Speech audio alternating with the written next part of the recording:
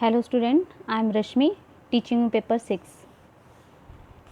कल हम कर रहे थे पियाजे के संज्ञानात्मक विकास का सिद्धांत, और हमने ये देखा था कि उन्होंने अपने सिद्धांत के विकास को 4 अवस्थाओं में बांट दिया था। संवेदी पेशी अवस्था, प्राक संक्रियात्मक अवस्था, ठोस संक्रिया की अवस्था, औपचारिक संक्रिया की अवस्था। तो कल हमने पहली अवस्था सेंसरी मोटर के बारे में जाना था, जो जन्म से 2 साल तक होती है। इसमें बच्चे क्या करते हैं, और उन्होंने इस अवस्था को 6 सब स्टेज के अंदर डिवाइड कर दिया था। Stage of reflex activity, stage of primary circular reaction, stage of secondary circular reaction, stage of coordination of secondary schemata, stage of tertiary circular reaction, stage of invention of new means through mental combination. आज हम दूसरी अवस्था पढ़ेंगे, जो है प्राक संक्रियात्मक अवस्था, pre operational stage. Pre operational stage में क्या होता है, ये जो स्टेज होती है ये 2 साल से 7 साल तक के बच्चों के बीच में पाई जाती है, इसलिए इसको प्राइमरी चाइल्डहुड स्टेज भी कहते हैं, प्रारंभिक बाल्य अवस्था।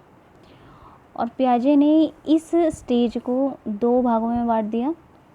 पहली है प्री कंसेप्चुअल पीरियड और दूसरा है intuitive period. Pre conceptual period में क्या होता है, ये जो पीरियड है ये 2 साल से 4 साल तक के बीच का होता है, और इसमें जो बच्चे होते हैं वो सूचकता को विकसित कर लेते हैं। सूचकता यानी कि सिंबल, मतलब कि इसमें कोई भी जो विषय है उसकी ना शब्द प्रतिमा बनाना, उसके बारे में सोचना सूचकता कहलाता है। जैसे बच्चों के सामने बोला कुत्ता, तो उसकी माइंड के अंदर एक इमेज आ जाएगी कुत्ते की, यानी कि कोई भी ठोस वस्तु है उसकी एक वर्ड साइन माइंड के अंदर बना लेना।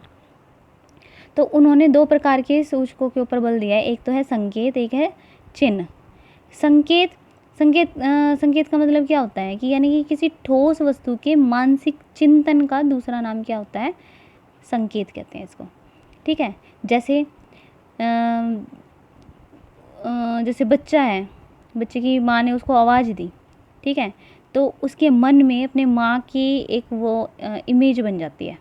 ठीक है, तो इसको हम क्या कहते हैं, संकेत का उदाहरण है इसका ये। ठीक है, इसमें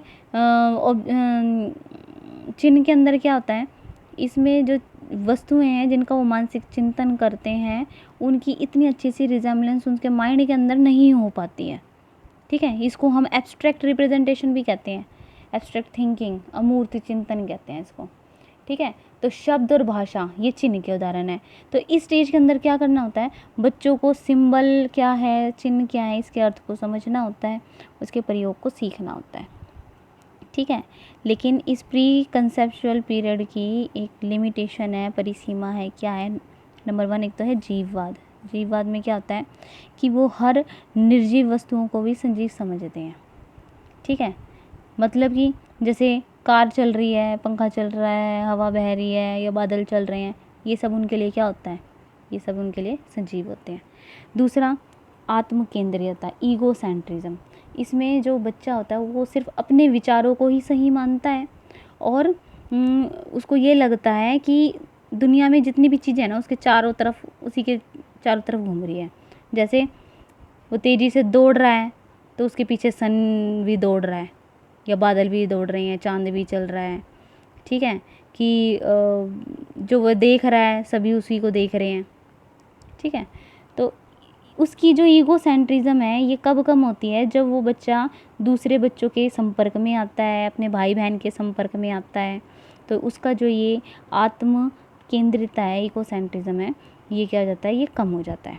ठीक है, अब है अंतर्दर्शी अवधि। इसमें क्या होता है,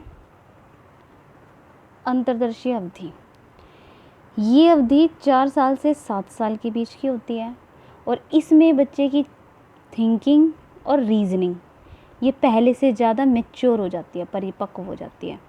ठीक है, इसमें बच्चा जो सामान्य मानसिक क्रियाएं हैं, जैसे जोड़ना, घटाना, गुणा करना, भाग करना, ये तो सीख लेता है, लेकिन इसके पीछे का जो नियम क्या है, प्रिंसिपल क्या है, उसको वो समझ नहीं पाता इस स्टेज के अंदर।